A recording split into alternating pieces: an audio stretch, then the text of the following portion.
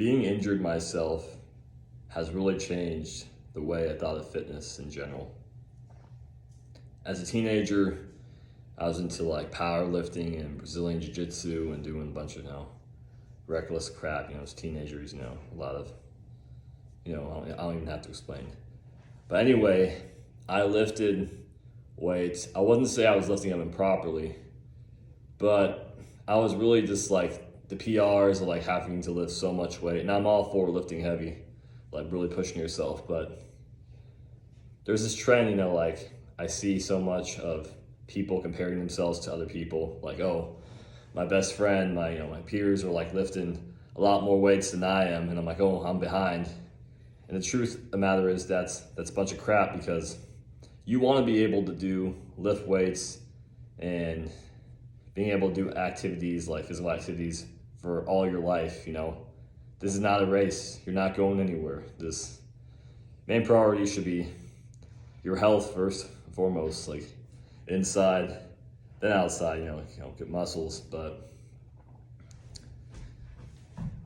when I was injured, I developed upper cross syndrome, put a lot of strain on my neck and my back, and a couple other issues like misalignments. I had a lot of postural distortions. I fixed a lot of it myself, and through some physical therapy I went to, and that was eye-opening because I was in physical pain.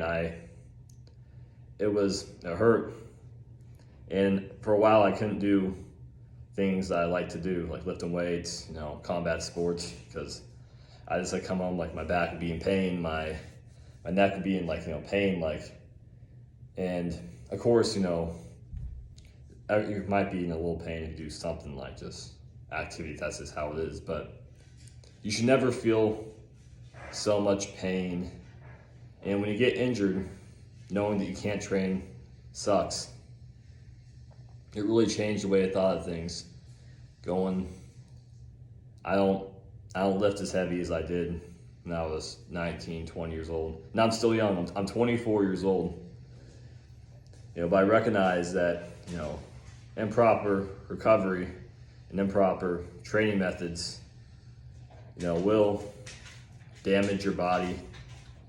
And so much of this crap's being pushed through fitness influencers, through bodybuilders to take steroids, to do all these performance-enhancing drugs. There's so much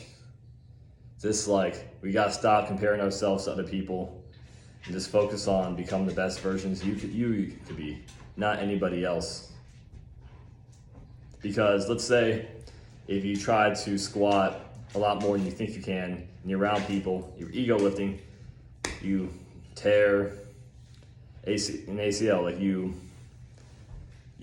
have a C1 to C7 injury, your cervical spine, and then guess what? You could become severely damaged, nerve damage. I'm not trying to scare you, but what I am telling you is to just train smart, train like you know what you're doing.